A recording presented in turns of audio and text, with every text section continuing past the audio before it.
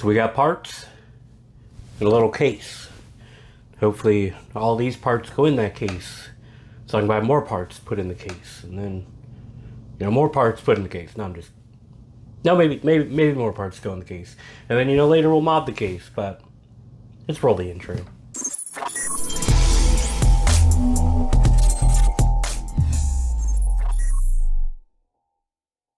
Welcome, Simple Rud. This episode is going to be the start of, test fitting in here and seeing what all I can fit in the Meshlicious. And not just, what all I can fit, but really the best way to run a custom loop so that, in the future I can maintenance it and switch it out. And, if I need to switch out the graphics card, it's not going to be, all the work that I had to put into the Shift X. But, maybe it will be just because it's a custom loop. But this build, I want to take the time to have everything organized. Don't forget to subscribe. Along with doing this, as soon as it's built and up and running, and I've got use of SolidWorks and everything again, I will be going through custom making a front side panel for the fans on the outside. I plan on mounting a fan on the top of this, probably do some custom feet rails on the bottom. But either way, there's plenty of content going into basically walking you through my thought process and build process of, doing this build, which is my own personal build for once. All the last, how many ever builds I've done have not been for me. They've been for either customers or my girlfriend or something like that. So it's nice to get back to doing mine, even though I haven't upgraded my hardware. So a little backstory on why I'm doing this. I'm running into issues with 2080 Ti. So basically what's happening is it randomly just loses signal to the monitor. Now, I had replaced the DisplayPort cable. That didn't solve the issue. I reinstalled the drivers. That didn't fix the issue. I reset Windows and then redid the drivers, and that didn't fix the issue either. But then, I ran into where it got worse, and I pulled out the PCIe riser and popped it back in there, and then it worked okay for a little while. So my assumption was that it's probably the riser, or it could be the power cable, since what I had set up on there were these little 90-degree PCB boards that had just the connectors on each end, and I'm wondering if maybe one of those were failing or loose. So it did have the industrial fans. In fact, it had 5 industrial fans, so when it kicked on, the whole thing would, kind of vibrate. It was very audible as well. So I'm wondering if cables started to come loose, or if the riser just went bad after 2 years. Cables do go bad, so that is a possibility. So if you have any ideas, feel free to comment below and let me know what you think it could be. I'm kind of looking for an excuse to buy a 3090, but I don't need one. This 2080 Ti has been sufficient, as is the 9900 KS. I'm planning on doing another personal build upgrade come summer or winter. I'm kind of waiting for EK's new radiators, and I really want to see what AMD answers back to Alder Lake with. And not to mention, Alder Lake was great, so I want to see what Gen 13 looks like. Maybe Intel pulls out another great one. Maybe they don't. We'll see. And I'm not opposed to going to AMD if it's a better product. Now that I've rambled on random subjects, let's get back to the point of this, which is just going to be, putting some of this hardware in the case. So, start with, of course, just popping these guys off. Now, I'm a little concerned with, how many times I am popping these off. They are plastic little inserts in there that hold it, but they do give you a couple replacements. And I believe I even seen some 3D printable ones on Thingiverse, so that's cool too. That might be another option. But before we start getting too far, of course, we got to pop all of this off. Now, the main thing I'm looking at is going to be how and where to put the reservoir, right? So on top of the reservoir, of course, I'm going to have to figure out how I'm running all my lines. I don't have them up here on the table, but I did get Corsair's 14mm PMMA, and they're the frosted ones, so they will look phenomenal. And then, you know, of course, I got to bring everything in to kind of pull it all together and make it look good. But that's later on down the road. This is a tight fit for everything to go in here. But, you know, I do have this cute little guy that's going in there, so that's going to save room. I do have a monster-sized radiator to fit in here. In fact, I got the radiator so big that the fans have to go on the outside. And, you know, I'm even open to trading that out when EK finally releases their new, you know, and improved radiators. I'm really looking forward to that. But for now, I got the side panels off. Now, you probably see this thing and you're wondering what it is. Well, this would be a dream reservoir size, right? If I could fit this in here, I can do the ideal setup I want to do. But, you know, even with nothing in here, it's easy to see how that just might not be possible. And in fact, you know, maybe to get it to fit, I might need to get some of the Team RAM, the ones that are very short. In fact, they're almost half the height of this, and that might allow it. If not, there's plenty of options. I really would like to get EK's 80mm flat res, but it only comes as a combo. And I don't really want the combo. I just kind of want the res where I can mount the, you know, the pump down below. So EK, think about that. Maybe you've already got one ready to come out. It's just not out yet. So if you could do that, that'd be great. So it looks like the first thing they recommend doing is putting in the motherboard. And you know what? I like that idea. It's super simple. It's 4 screws. And you know, it'd be nice to get that out of the way. So it'd also be nice to get this big ass thing out of the way too. You know, takes up a little bit of room.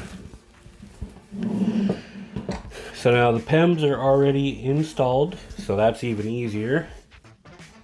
I know I don't have the best angle for you to see exactly what it is I'm doing, but I think you got the idea, which is just throwing this bad boy in here. Now, the one thing I like about, you know, the more expensive motherboards is the fancy I/O that is attached. That is nice. There's no need to, you know, forget about it and then try and remember it. So they did do the, you know, little baggy of screws thing, which most people do. The one that, well, that I liked the most was Phanteks Shift X. It had a plastic container, which was real nice, and had everything sorted out and split up just the way you would want it. In fact, I'm going to throw these into a magnetic tray. Alright, so magnetic tray, screws organized by type. Should help this go a little faster. These are the moments where I wish I kind of had like some form of cameraman to help give you guys better views of what I'm doing. So this one's pretty straightforward. Take these little screws and you do all 4 corners. So since I really can't show you guys all these steps, I'm just going to go ahead and get the graphics card, the power supply, and the monitor all mounted up in this case, and then I will return to you so that we can go over it, see how it looks, see what kind of room I'm left with. That wasn't too bad, actually. So they already kind of had it set up the way I planned on going. The only thing I did want to do is I wanted to have the graphics card in the highest position. But the vector on there, I mean, as you can see in the second position, the middle one, it's just barely cleared. It was just enough over the top not to fit in the top position. Now, one thing I do like about this case is you do have quite a bit of options on where to put your power supply. Now you're probably looking at it wondering why I didn't put the fan to the front.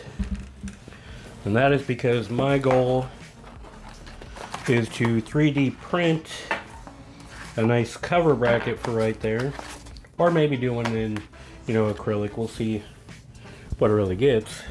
But then I'm gonna have a display here, and with the display right there, well, you just don't have any breathable room for that fan if it was there. Now, the way it is set up now, you have room right here, and you have a little bit of room in between the graphics card. So it's still not ideal, but you know, it can also pull air from the bottom. I will be having the chassis sit higher. So at least in this, there's some hope. Now I do need to figure it out. One thing you want to take care of the most is your power supply, because, you know, it can destroy your computer, destroy your house, destroy your life. Probably not that far, but you know, just a thought. So, graphics card, as you can tell, it's upside down. That's another thing I'm going to be doing is I want to keep this vinyl on here because eventually when I retire this card, I want this to be on a shelf because, well, I love how it looks. So I will be making a sheet of acrylic that I can just double-sided tape over this, which will give it a whole black look most likely. Maybe I'll frost it or something, we'll see. Most likely it's just going to be black and it'll go there because I am putting the tempered glass on the front, even though it ships on the back. I think they want it on the back, but I'm not really going to need the airflow through the front. Technically, I don't need it through the back really either, but it'll be there. Now that I'm back with you, we can go through the next fun adventure, which is going to be mounting the fans and the radiator on the front. Now for radiator, I did not go with EK this time. I was doing my best to hold out for their new series of radiators, but I can't wait until April to do this build. I need to be up and running and have it functional, hopefully relatively soon. Now, granted, I'm doing this right now at the end of January. You might not be seeing this until March or April, so it might not make sense then. But for currently, when I'm building it, it makes a lot of sense. So, you do have, if you're putting the radiator up against this sheet on the inside, you do only have a clearance of 143 width millimeters, right? So I couldn't go with EK's 280 anyways. I could have done their 240 and I could have done it rather thick, or I could have done smaller, but I wanted as much radiator as possible. So what I ended up getting was Hardware Labs Black Ice L Series Extreme. 54 millimeters thick. It is a 280. It is colossal. In fact, it will hold more liquid than my 480. Whether it outperforms the 480, that, you know, is yet to be seen because I don't have it running yet. But we'll get there. We'll get there.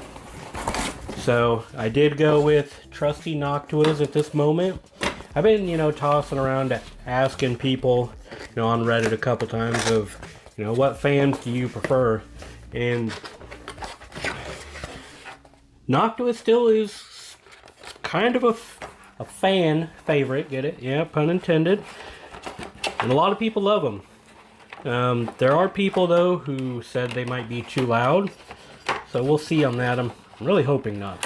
The goal of this build was to not be like the Shift. The Shift was very loud because they're industrial fans. I had a lot of restrictive airflow, and because of that, I had industrial fans that could, you know, essentially just powerhouse through that restriction. And for the most part it did. I would see peaks and spikes, but nothing catastrophic. Very rarely did my CPU thermal throttle ever. So what could be interesting is just how far out this sticks. That might actually prevent this radiator from fitting in there. And if it does, well, that's going to suck. So, moment of truth. I'm very concerned that this is not going to fit. Wow.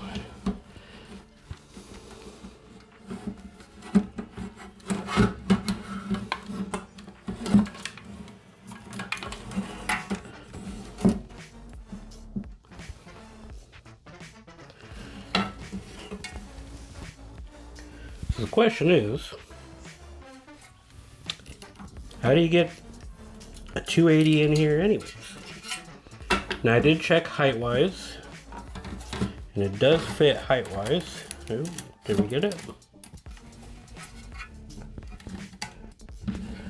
So I can't come in at an angle and get it in there, but I think I can take this whole front piece off, mount it back on there,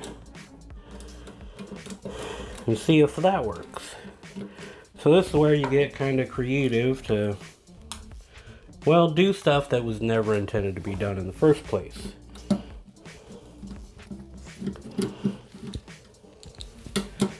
Now it did say that there is a 63 millimeter clearance. Now my issue might just be that the damn graphics card block is just too wide, which if it is, I can always pop off part of that and see if that'll work, but that's not what I want to do. Okay, so this is already more work than I expected to get this thing to try and fit in here, but I think now I might actually be able to make it happen. Okay, well, sometimes things don't go as planned. It's kind of a low point to end this video on, but hey, you know, we're making progress-ish. Just kind of hit a huge roadblock. I'm going to see what other graphics card blocks I can find that might be slimmer for that 2080 Ti.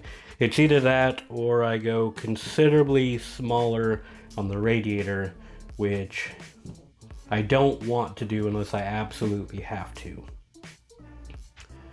So with that, don't forget to subscribe. Comment down below, you know, what you think or what you would do in this situation. And with that, thanks for watching.